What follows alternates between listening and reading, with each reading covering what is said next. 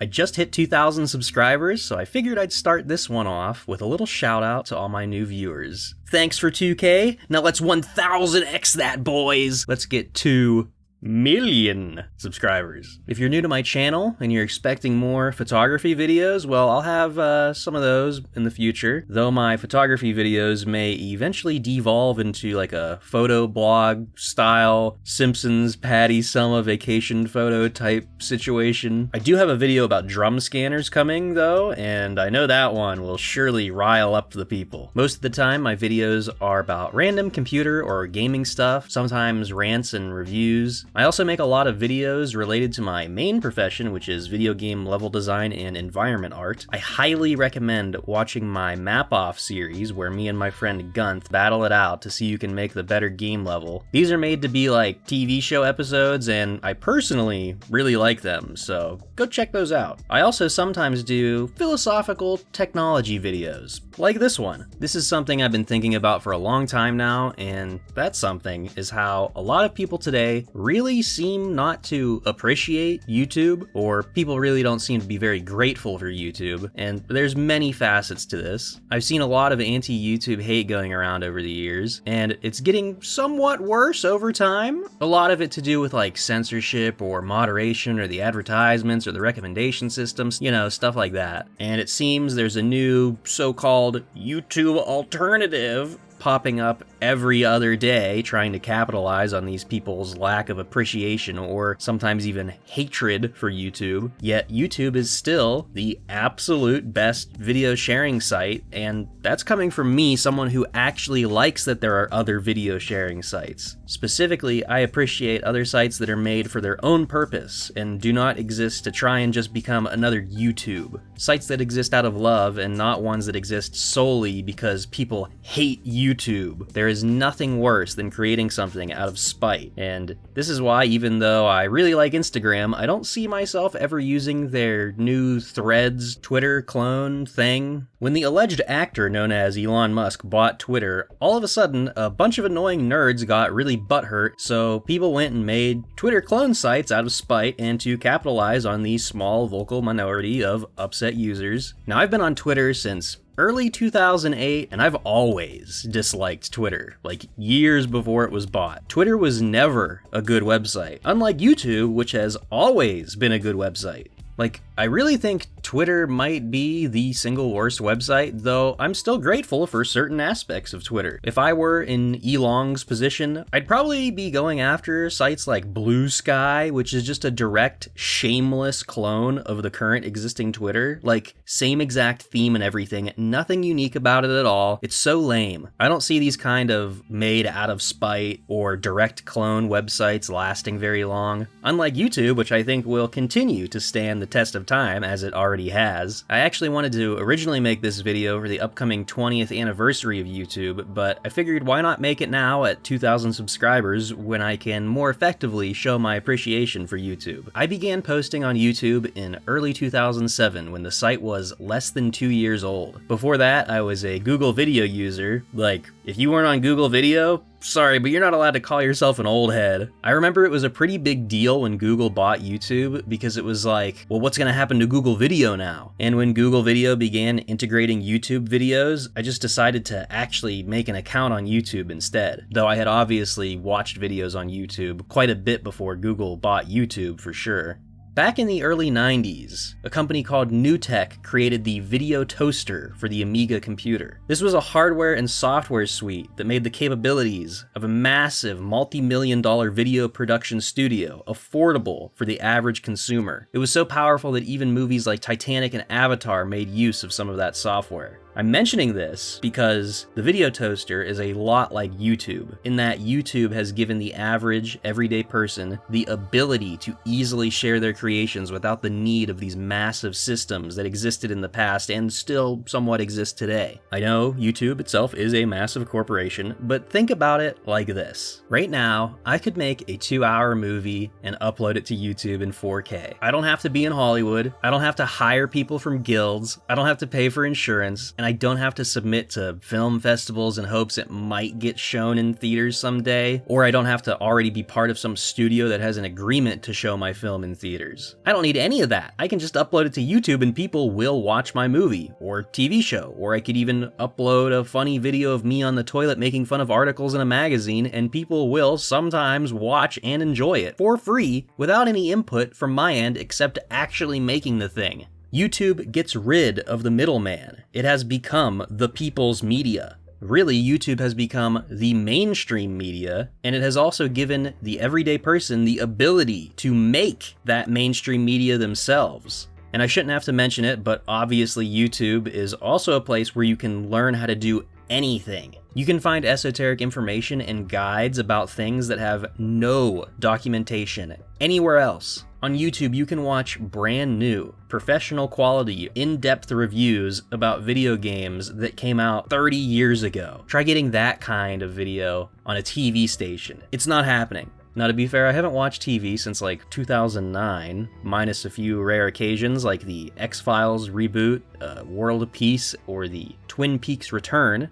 Actually, that's it. Those were the 3 times I've actually went out of my way to watch something on the television in the last 15 or so years. I'm actually pretty much entirely disconnected from the old world information systems. Like, I don't watch TV. I'm not constantly jacked into social media feeds. For example, when Trunk got his ear pierced a few weeks ago, I didn't even know about it until almost a day later when my friend asked me about it. And like, I live really close to where that happened. I go to that town occasionally. Or another example, remember that submarine that sank like a year or so ago? I still wouldn't know about that even today if I didn't have a friend tell me about it. So yeah, YouTube has completely replaced the TV for me. Really, the only people watching TV now are people in gyms or waiting room lobbies or people over 70. Even really specific niche TV stations are nothing compared to some guy's random YouTube channel that is dedicated to ceiling fans and smoke detectors. There are thousands of YouTube channels dedicated to trains, but not a single TV station, hardly even a single show about trains. Sad. Truly, us train gangers are really oppressed. Say I want to learn how to cook something. On YouTube, I can watch 5 different people's videos and then synthesize my ideal recipe from those videos. You can't get that kind of thing on the TV's cooking channel. And one of the best parts about YouTube, which is for some reason controversial, is how moderated and curated it is. I recently watched a video by Truth Stream Media. I love their videos, but the most recent one they put out about the walled gardens of social media, I actually somewhat sorta disagree with. I love the YouTube recommendation and curation system. It knows what kind of videos I like, and it only shows me things that I might possibly be interested in. And you can even tell it not to show you certain types of videos just by pressing the not interested or don't recommend channel button under a video. Like, look at this stupid stuff, weird kid games in browser directly on YouTube. What even is this? I don't want to ever see this again. Okay, I'll just click the X button. Gone. Easy. And let me go further with this. The current biggest YouTube user is Mr. Beast. I have never knowingly been recommended a video by him, and I have never watched a single Mr. Beast video. I don't even know like what videos he makes. The biggest channel on the entire website I have never seen, and YouTube's recommendation system knows I probably wouldn't even like those videos in the first place. The funniest thing to me about that is that there are YouTube channels that are so big and popular with certain groups that they'll have like brand deals. You can walk into your local Walmart or wherever and they'll be selling branded merch for these massive channels that you've never heard of. And it's not only you, but also no one in your entire life will know about some of these extremely popular YouTube channels. And that's kind of a good thing. It isn't like YouTube used to be when the site was relatively small, so everyone saw every popular video. Now there can be entire subcultures that exist independently in the same environment with minimal cross-interaction. You don't like that? Well, YouTube now has a reset recommendations button. You can also just look at the top trending videos, which when I do is insane because it rarely has anyone I have ever heard of on there. These walled gardens are a good thing to have. It is good to be able to filter out media and people you don't want to associate with. I don't want to have to sort through 1,000 random nonsense videos just to find something I like. Though if I do want to do that, the tools are there to find random nonsense. Think about it like this. Say you're at a nightclub. The bouncer at the door isn't gonna let in the guy dressed as a clown, or the greased up naked guy, or like a little kid, or like say you're at a horse race. They wouldn't let a guy riding a cow compete in the horse race. McDonald's is totally right to kick out the Redditor jumping up and down on the counter when they run out of their funny sauce. All of these are examples of moderation and curation. These are all walled gardens. And sometimes maybe you do want to stick your head up over the wall, or maybe you want to plant a garden in a garbage dump. The soil might be decent there too. There's nothing wrong with that. Really, you should try and plant a garden in as many places as you possibly can. But I still want to return to my home, my nice walled garden that doesn't let in the annoying deer who are going to nibble on my plants. No matter how majestic they are, their nibbles eventually will kill your plants. Take a look at other video sharing sites, BitChute for example. While there are a few people on there who do make really good videos, a huge amount of the user base is just the same carbon copy, cookie cutter clone, wannabe talking head political commentators, aka the most annoying nerds. These people are perpetually oppressed and offended, and all they do is complain and say, breaking, and the left. But hey, at least they have their containment zone, so I don't have to see these people on YouTube. Then you have another problem that's rampant with these kinds of sites: re-uploads. It's one thing to re-upload a video that isn't anywhere else online for archival purposes, or maybe you cross-post to multiple sites, which is really common now. But when every single new video sharing website has 20 unique copies of me at the zoo, each from someone else who probably thought they were like so smart and original by uploading that, yet they couldn't even put in the absolute minimal effort to like check if someone had already uploaded that video first. And don't even get me started on comment moderation. I love YouTube's comment moderation system. As far as I know, there isn't a better system on any other website. I don't want to have to manually weed out actually deranged people who make 30 accounts so they can send you 1,000 messages and spam the site with pointless videos. And yes, sometimes YouTube has issues with its comment moderation. I'm sure everybody knows about the issue of people trying to impersonate big channels and being like, oh, you win a prize, go to fakewebsite.com to claim. It's also probably really hard to manage the comments if you're a massive channel. But again, YouTube still has the best tools to deal with this kind of thing. No other site even comes close to YouTube, and YouTube allows you to moderate in a way where the person who's being removed doesn't even know it, thus reducing overall anger towards the individual channels. YouTube is like taking the heat for people. I am so grateful for these things, and yet I see big YouTube channels bitching and complaining that it still isn't good enough. Like, bro, what more do you want? You want to manually approve every comment? YouTube lets you do that. You can't expect software solutions, no matter how advanced they are, to be able to filter out every single possible comment that you don't specifically like or detect spam perfectly unless you want a zillion false positives. Not like that doesn't happen already, but false positives are a lot less of a problem on YouTube than other websites. Like,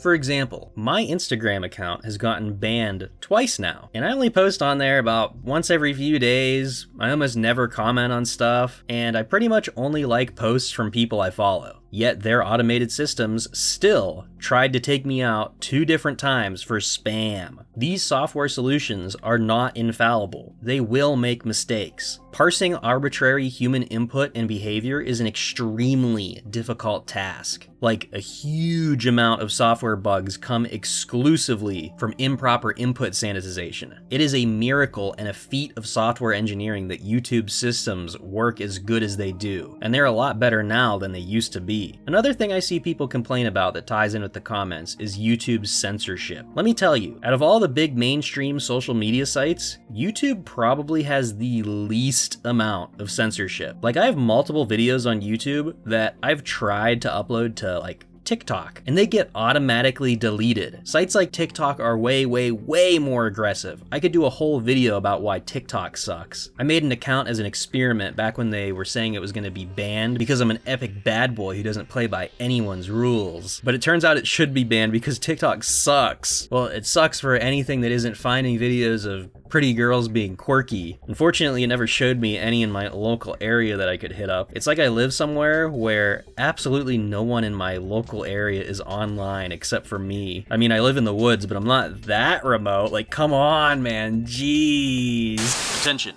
If you or someone you know is a cute girl and lives in the good part of Pennsylvania or greater Appalachian region, specifically West Virginia, please email Shy Studios for a free dating application. Our email operators are standing by 24/7 to take your mail. Don't wait, this offer ends soon.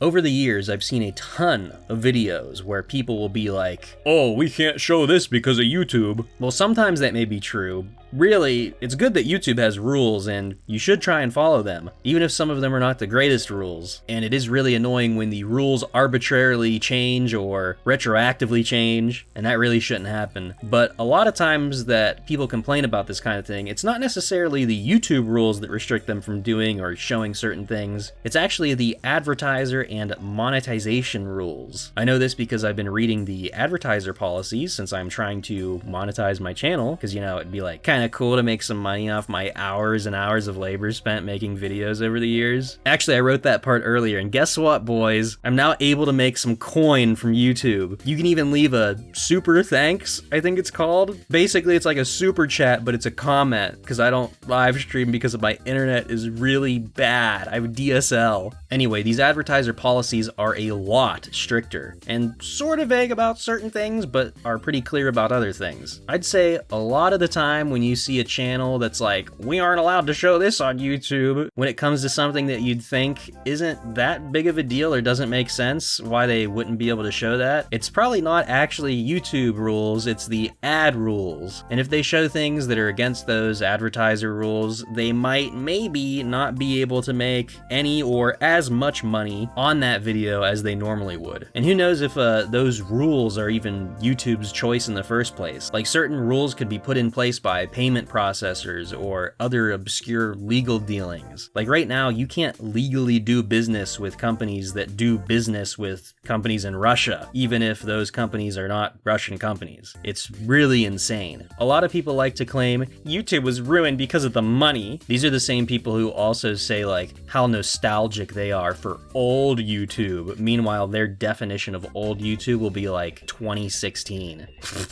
Man, how dare someone get paid for their work? And then you'll have people that'll be like, it's so easy to make videos, why should you get paid? Of course, while having never actually made anything themselves. The fact that YouTube lets some random Finnish guy who smashes things with hydraulic press become an extremely popular and profitable channel is amazing. Imagine trying to do that on the TV. You would have to have so many connections just to get your videos in as part of just a segment on a TV show. And you wouldn't make nearly as much money as you could on YouTube. Another thing about the money, YouTube isn't stopping you from making money from other places. They're not like, we want a cut of your Patreon or we want a cut of your sponsored video segment. In fact, it's pretty well known that YouTube likely doesn't even make that much money at all to begin with, especially when you consider how big it is and how many petabytes of worthless 4K Let's Play videos that maybe 2 people total are gonna watch that are being hosted on their systems for you, for free. I may be guilty of this myself. I just really hope that if the day comes and YouTube can't continue functioning, then the United States Postal Service or some other actually honest and fair institution takes it over, as YouTube has become really the current town square platform. It's the place for posting videos. It's the modern mainstream media. YouTube also has far too much historical and technical information on it. Losing YouTube would be like the loss of the Library of Alexandria times a million. People don't even remember what happened last week in their own personal lives. If YouTube goes away one day, who's ever going to be able to find out about the history of the oldest anarchy server in Minecraft? Really, YouTube should be made into a World Heritage website. Anyway, all this to say that I'm extremely grateful that YouTube exists and is still good. When it comes to technology in general, things have certainly been on the decline recently, but YouTube has held up a lot better than a lot of people like to claim. Yeah, YouTube's not perfect. There's a plethora of things that YouTube does that's not cool. Like the rules and advertising policies are a little strict about certain things or somewhat vague, but more importantly, sometimes their rules apply to some people more than others. The rules for a website should be applied equally equally and should be fair. It isn't really fair that certain people or even certain groups of people are just completely blacklisted from YouTube. Another YouTube problem I'm sure everyone has dealt with is the disappearing comments. This is part of YouTube's automatic comment moderation, and saying certain words in a comment will get your comment automatically removed. Now, the problem with this is not that it exists, and as I said earlier, I like this, but the problem is that there's no publicly available set of like regular words that you're not allowed to say. Like I've seen comments with the word bitch get auto-deleted, or even comments with the word stupid. It seems to be like semi-random as to what words get your comment deleted sometimes too. It would be nice at least to know like, hey, you're not allowed to swear at all in the comment section, but it's not made clear anywhere. Another thing, I don't think YouTube does this much, but a lot of big social media sites like to try and also police people's off-platform behavior. This is like kind of against the law, and like think about this. If I rob a bank, YouTube shouldn't be able to just delete my videos because I robbed some bank, unless my videos are about robbing banks. Unfortunately, some stuff that YouTube may add in the future isn't that great. Like, they might add in those stupid Twitter-style community notes. Ugh. Like, I really don't want to have a big unremovable comment from some annoying know-it-all commenters below my video because of mob rule. Also, those Wikipedia articles beneath videos that talk about certain topics are stupid too, and they're mysteriously missing from other topics.